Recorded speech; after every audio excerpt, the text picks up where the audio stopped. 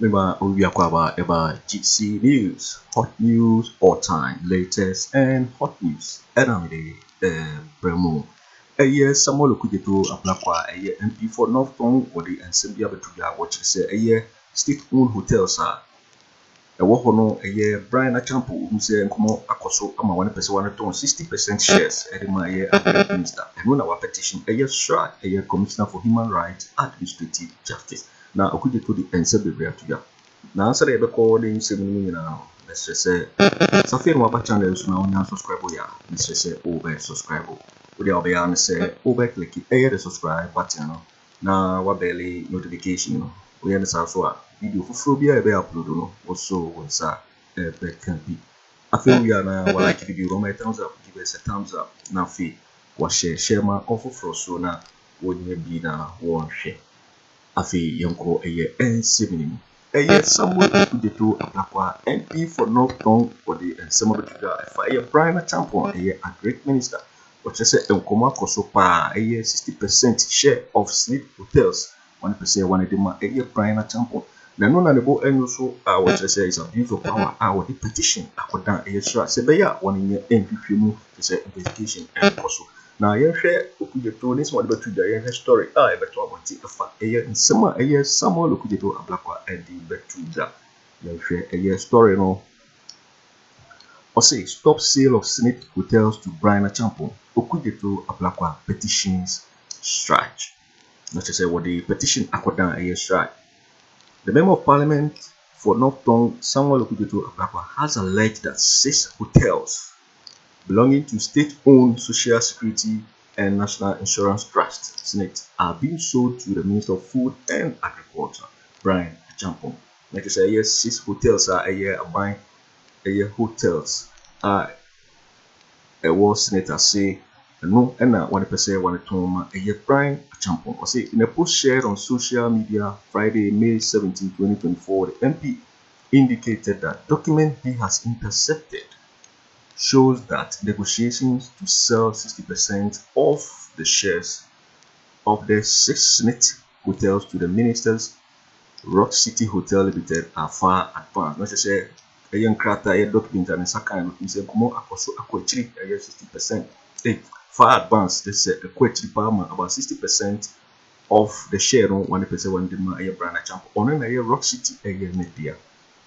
The North Tongue legislature pointed out that the sale of state property to government officials constitute an abuse of power and should not be allowed to happen. Let us say, Bibisa no abuse of power and say it's not one year BBC etimi ekoso. Or say, intercepted document in my possession confirm that Senate is far advanced in selling a controlling 60% stake in 6 of its hotels to Rock City Hotel Limited, owned by Honorable Bryan Agyapong, MP for Abitifi and Minister for Food and Agriculture. Say Honorable Acheampong is a director and the sole beneficial owner of Rock City. They say Bryan Agyapong no one sire director of no so in Rock City AgyeTA. Say he added the 6 net hotels being sold are Labadi Beach Hotel, La Palm Royal Hotel Limited, La Palm Royal Beach Resort, Elmina Beach Resort, Red Royal Hotel, and Uzua Beach Resort and Trust Lodge Hotel. May say hotel in Sieng and no na 1% 60% share. Ekodan Bryan Agyapong. Ablakwa disclosed that he has petitioned the Commissioner for Human Rights and Administrative Justice to investigate and stop the minister from acquiring the hotels. As I say, what the petitioner put down, SHRAG say one in you na see Bryan Agyapong say Obeto hotels in na yeti Okudzeto Ablakwa na say okopie wo Metro TV hono de sanse wo nyina to da yeti say wo da sanse wo nyina edi abra wo cheche ne 7 yeti no. At exactly 8 a.m., the Commission on Human Rights and Administrative Justice has been this morning petitioned.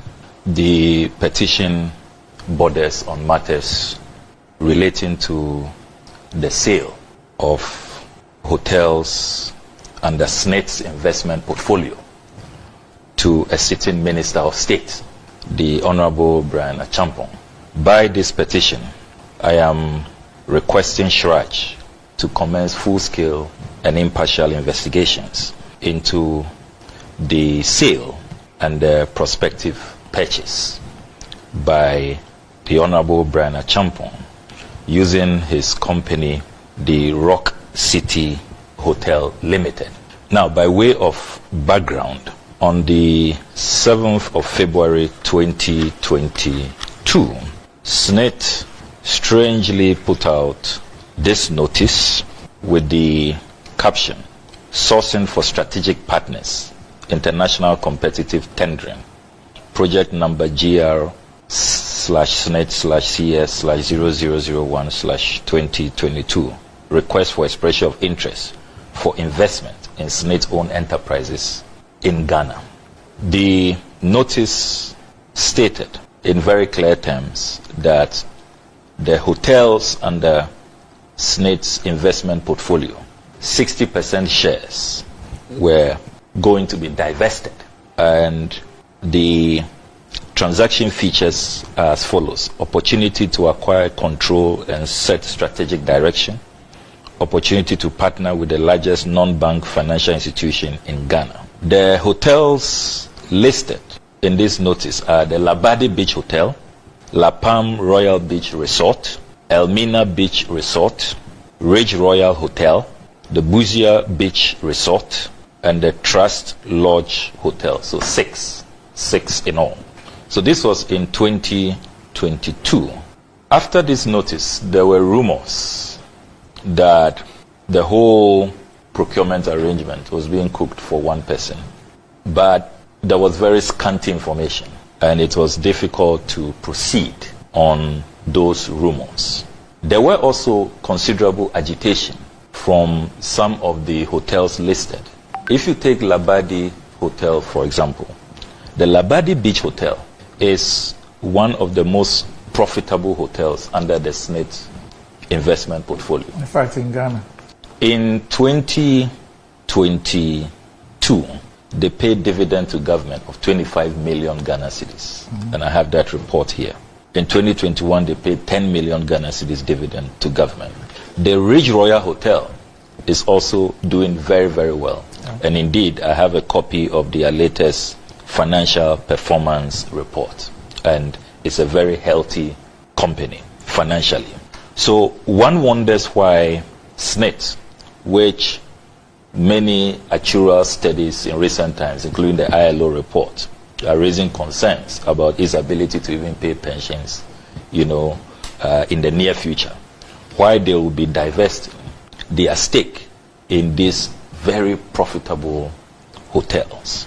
So we have been digging and trying to get the needed documentation, what you may call the smoking gun, so that we can proceed on concrete basis and not just on rumors.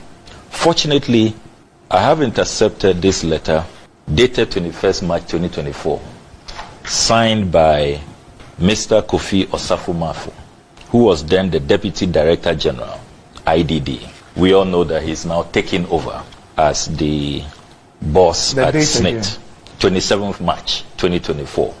And this is a few weeks ago, a couple of months ago. So did he sign as deputy or as DG? He signed as deputy. He signed as Deputy Director General, IDD. And this letter is addressed to the board chairman, Ridge Royal Hotel, Cape Coast, Ghana. And it reads, Dear Sir, notice of proposed sale of SNIT's 60% equity stake in Ridge Royal Hotel. We write to inform you of SNIT's strategic decision to divest 60% of its stake in the hotels within its investment portfolio to a strategic investor. We are pleased to announce that we have identified a prospective buyer to acquire the portion of your stake in Ridge Royal Hotel. In accordance with the shareholders' agreement dated 1st April 1999, which outlines transfer restrictions on shares as per clause 5.2. And this letter to Ridge Royal became very crucial because SNIT had proceeded to advertise they were going to sell all the hotels, the 60% shares, treating all the hotels the same way, forgetting that they didn't have 100% control in Ridge Royal, there is a minority shareholder who has 4.9%. So this was brought to their attention by the minority shareholders. They protested.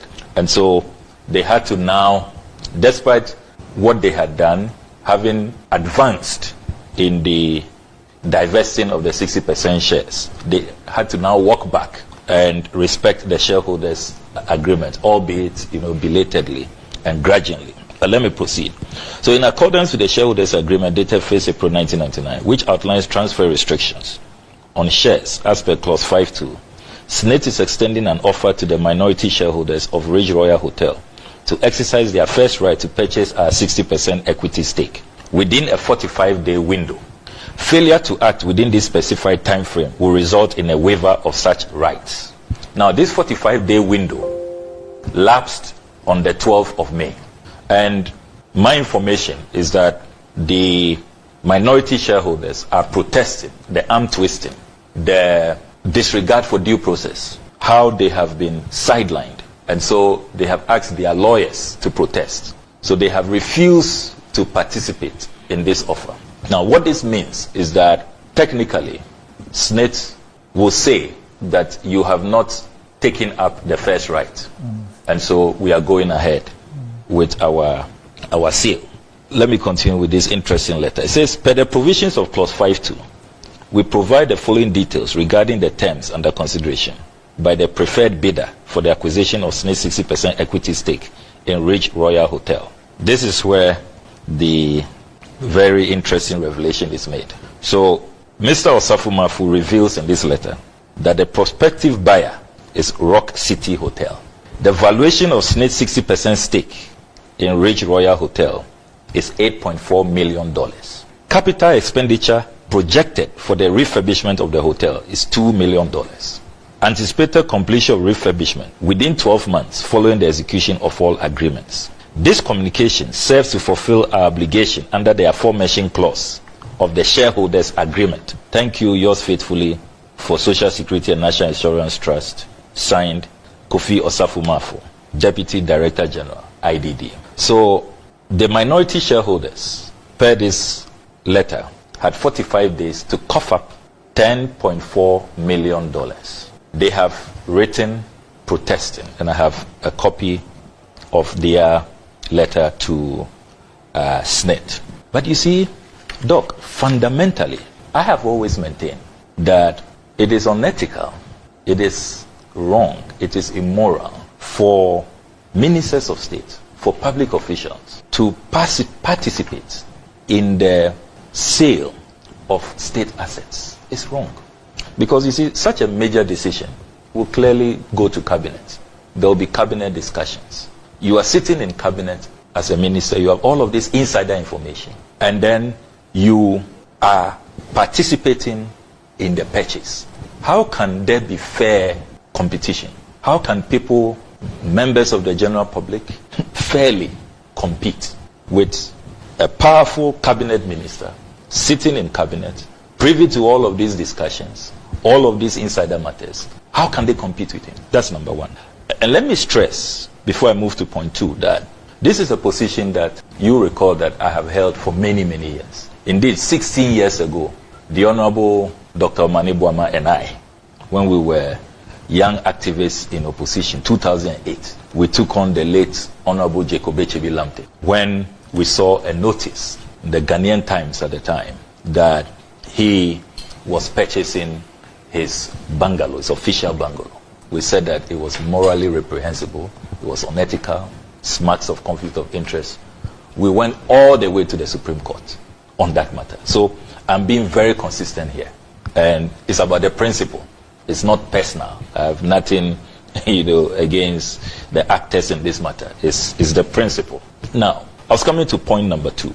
I have proceeded to look at the current status of Rock City Hotel.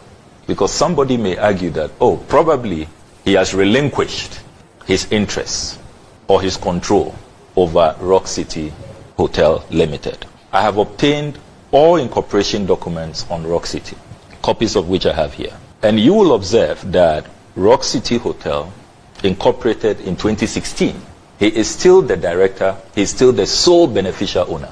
Now, in anticipation of taking over controlling shares of these 6 SSNIT hotels, he has only a few weeks ago, April 10th this year, incorporated what is now known as the Rock City Group of Companies, where he is also director and the sole beneficial owner. So unlike what the Honorable Ken Ofori Atta, for example, did at Data Bank, relinquishing, backing off, the Honorable Bryan Acheampong has not done that. He is still very much in the driving seat. He's the director, he's the sole beneficial owner. He totally controls Rock City. So he is the one who is purchasing these 60% shares in these 6 hotels. The third point that ought to be emphasized is a constitutional matter. If you pay regard to Article 78 of our Constitution, Article 78 of the Constitution, 78(3), provides that a minister of state shall not hold any other office of profit or emolument, whether private or public, and whether directly or indirectly, unless otherwise permitted by the Speaker, acting on the recommendations of a committee of Parliament, on the ground of A, that holding that office will not prejudice the work of a minister, and B, that no conflict of interest arises or would arise as a result of the minister holding that office. So Article 78(3) is very clear. When you come to Article 98(2) of our Constitution, so 78(3) deals with ministers, 98(2) deals with MPs. Article 98(2) also provides that a member of Parliament shall not hold any office of profit or emolument, whether private or public, and either directly or indirectly, unless permitted to do so by the Speaker, acting on the recommendations of a committee of Parliament, on the grounds that A, holding that office will not prejudice the work of a member of Parliament, and B, no conflict of interest arises or would arise as a result of the member holding that office. So I have proceeded to carry out diligent checks. Under our standing orders, Order 224, it is the Committee on Office of Profit that is responsible. That is the committee that this Constitution is referring to. And under Standing Order 224, the procedure is outlined how an MP or a Minister of State applies to the committee, to the Speaker, and the response that should emanate from the Right Honourable Speaker. I have obtained the full list of all MPs and ministers who have applied and received approval from the Speaker. There are 47. And indeed, I have attached that list to the petition. The Honourable Bryan Acheampong has never applied and does not have a certificate from the Speaker or permission from the Speaker to engage in office of profit, to hold an office of profit or emolument, and to be participating in these profitable transactions. So you consider shareholding and directorship as holding office of profit? Absolutely. You're waiting for waiting, and somewhere here, Okudzeto Ablakwa, Titimo, the Atuga, 6 hotels are Bryan Agyapong, per se, what 60% shares, and now what the Atuga. Now the petition now what they put down Stratford, so I responded to the petition.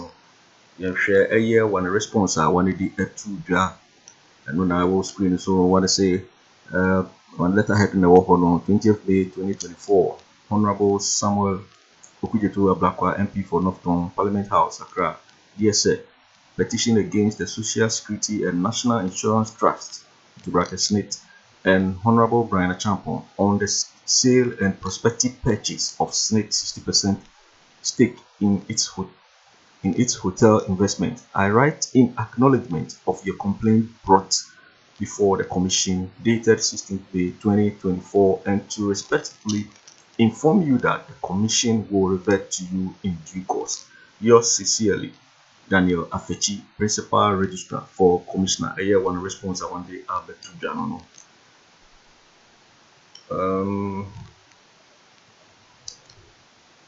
Beautiful, because you see you so and now you know say we can subscribe ya message say best subscribe no like it na wa share video no so betimi akire wadwen afa ye say we nyina ho e wo comment box ni mo beti nka bio in my next video. Thanks for watching. Like and share the video.